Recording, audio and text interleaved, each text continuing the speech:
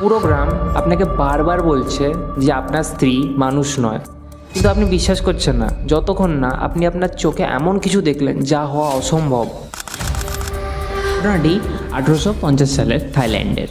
যুদ্ধ শেষে ম্যাক নামের এক যুবক তার দেশে ফিরে আসে। সে তার গ্রামে ফিরে এসে তার নবজাতক সন্তান ও স্ত্রীকে দেখে ভীষণ খুশি হয়। কিন্তু ম্যাক একটা জিনিস লক্ষ্য করে যে গ্রামের মানুষ তার স্ত্রীকে দেখে ভয়ে দূরে সরে যেত। সে ব্যাপারটা বেশি অত পাত্তা দেয়নি, কিন্তু এমনকি এক সন্ন্যাসীও ম্যাককে সাবধান করে বলেছিল, তুমি যার সাথে থাকছো সে মানুষ নয়। সব দিনই প্রায় ঠিকঠাকই কাটছিল, তো একদিন এমন এক ঘটনা ঘটে যা ম্যাকের পুরো দুনিয়া বদলে রেখে দেয়। ম্যাক লক্ষ্য করে তাদের 7 ফুট উঁচু বারান্দা থেকে একদিন একটি লেবু হঠাৎ করে মাটিতে পড়ে যায়। তার স্ত্রী কি করে, তার দুটি হাত রবারের মতো লম্বা করে মাটিতে পৌঁছে গিয়ে সেই লেবুটি নিয়ে আসে। তখন ম্যাক আসল সত্যটা বুঝতে পারে।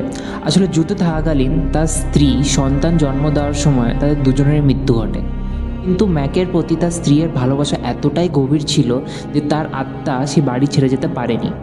শেষমেশ সন্ন্যাসীরা বাধ্য হয় তার স্ত্রীর আত্মাকে বন্দি করে রাখতে।